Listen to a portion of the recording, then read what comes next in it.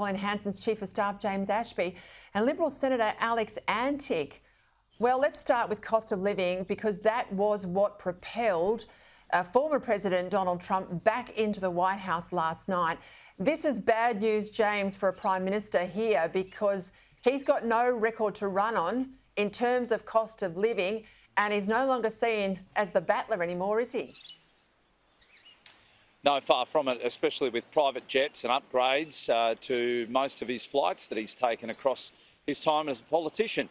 This is a bloke that would rather cosy up to sports stars and get his selfie taken with all these celebrities, but he's missing the very fact that when he's doing that, he doesn't have an opportunity to talk to the average person out there on the street who would quite literally tell him they're not doing it that well. So, look, I hope there's a shift between now and the election. Take a leaf out of Pauline Hanson's book, come, jump in a car, travel the states and make sure that you're speaking to people on the ground, because only then you'll find out how badly Australians are truly doing it. Now, I want to pull apart this tweet that was put out today from former White House Press Secretary Ari Fler. This will come to you, to Senator Antic, but I think it bears careful reading. The groups that Harris did best with tell you why the Democrats have big problems. He says rich people went from +5 for Biden to +8 for Harris. The rich are the only group that she actually improved with. Those who never go to religious services, well, they were a +26 for Harris. Those who say they have no religion, they were a +40 for Harris. College grads, a +8. Anyone with a postgraduate degree, well, they were a +24 for her, meaning the base is now college-educated, rich and non-religious people. Any wonder they're losing the Hispanics and working-class voters. They're seen as elitist and out of touch. This is what he said. Is not wrong, is he, Senator? No, Peter, he's not wrong at all, and that wouldn't have been a particularly inaccurate assessment in 2016 either. I mean, I think it's extraordinary that most of the media, that most of the political class and the pollsters got this one wrong again. I mean, from where I sat, this was as plain as the nose on your face. He had enormous energy in the campaign. He was drawing huge crowds, and he was touching those points that you just raised there about people's concerns with cost of living.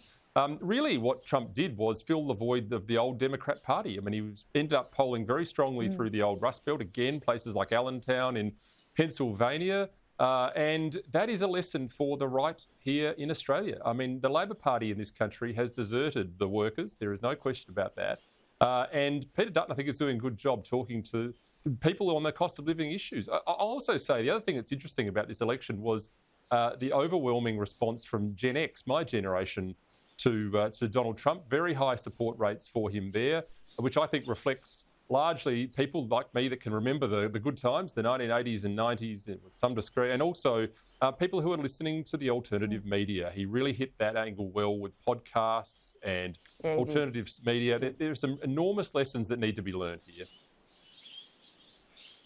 I don't want to miss this issue at home, James Ashby. In Victoria, Mount Arapiles, world famous, loved by rock climbers, and there's quite a significant local tourism industry that's been built up as a result.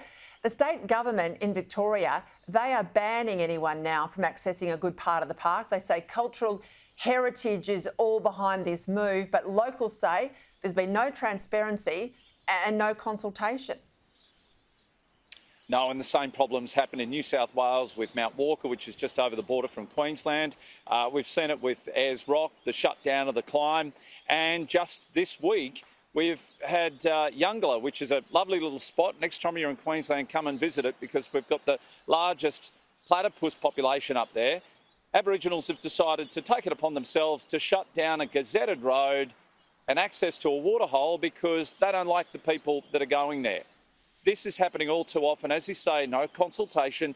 People are rightly upset. And this is our way of getting away from city life and sort of just taking a breather. Some of these locations are not just culturally important to Aboriginals, but I tell you what, they do wonders for all of us when we go and visit them. So they shouldn't be shut down. Enough's enough. We said no in October.